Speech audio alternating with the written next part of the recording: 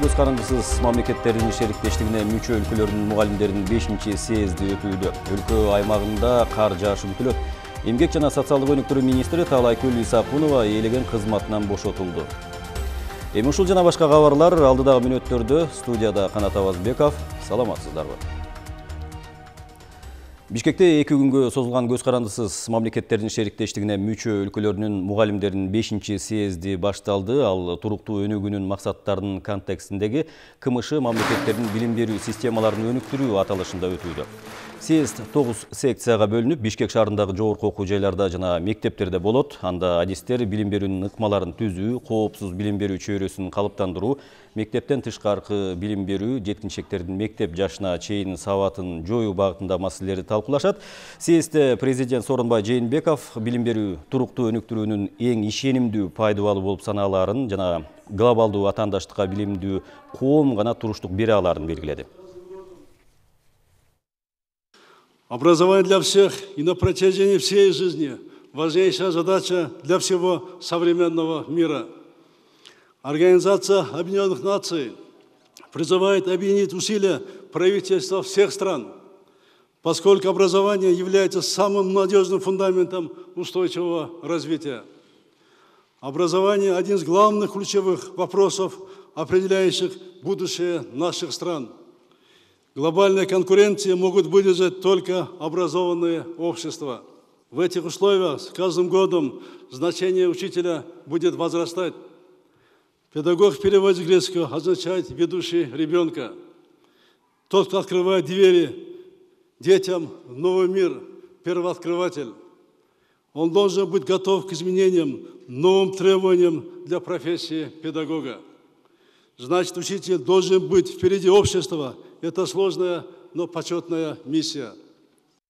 Мы всегда будем поддерживать учителей. Повышение престижа профессии педагога является нашей приоритетной задачей.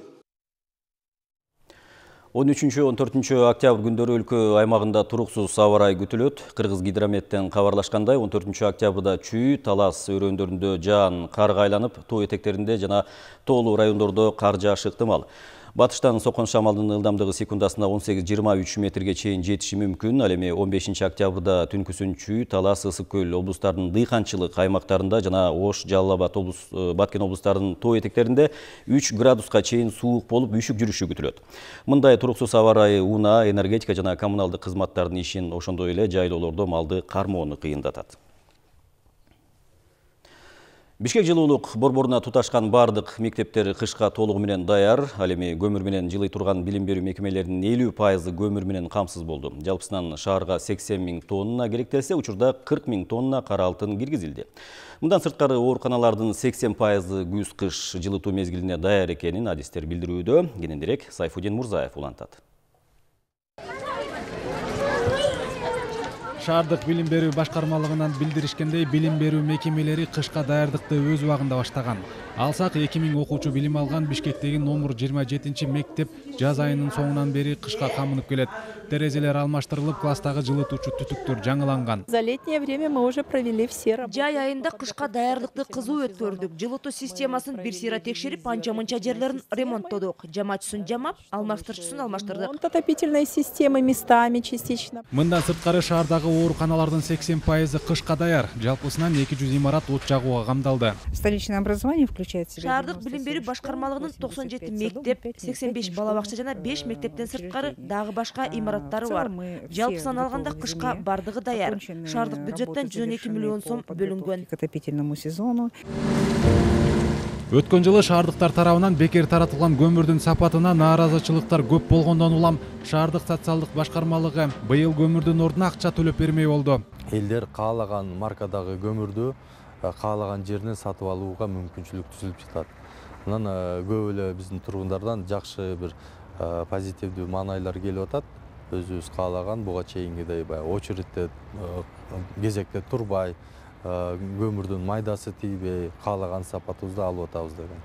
Социалдык өнүгүү башкармалыгынын маалыматы боюнча 4478 үй бүлөгө акчалай компенсация берилет. Жарандар тыйынын 1 ноябрга чейин банк жана почта бөлүмдөрү аркылуу алат. Ар бир үй бүлөгө 4280 сомдон бөлүнгөн. Акчага 1 тоннадан көбүрөөк көмүр сатып алса болот.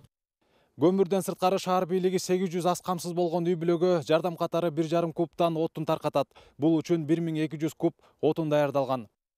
1-Май районунда 141, Свердлов районунда 239, Ленин районунда 270 жана Октябрь районунда 150 жардамга муктаж үй бүлө отун алат.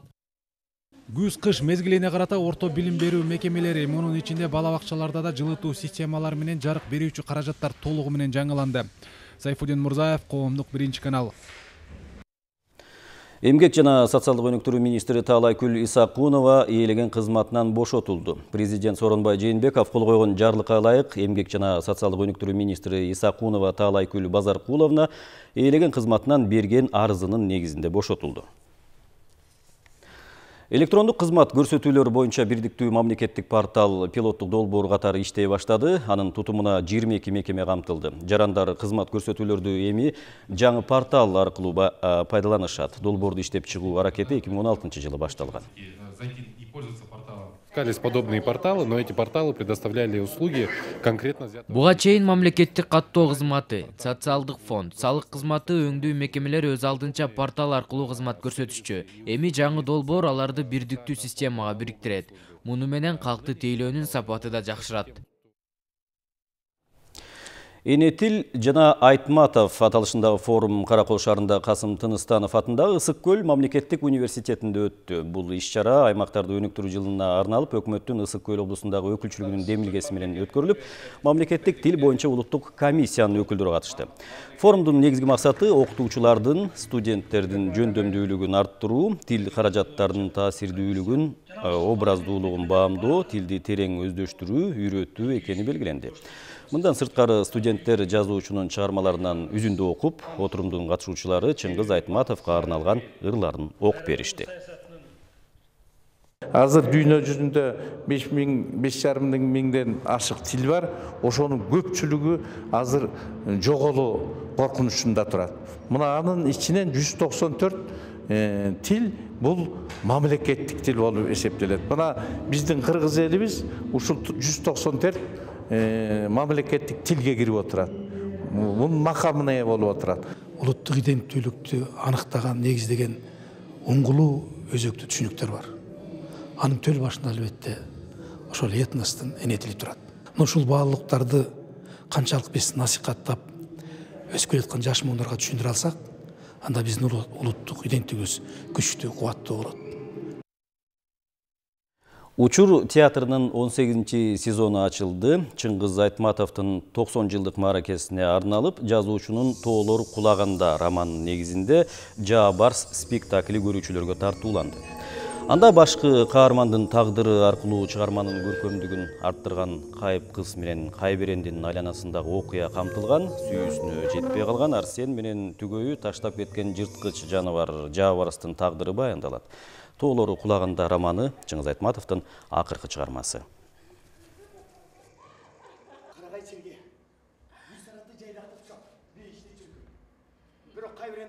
Жаа барстын образындамын.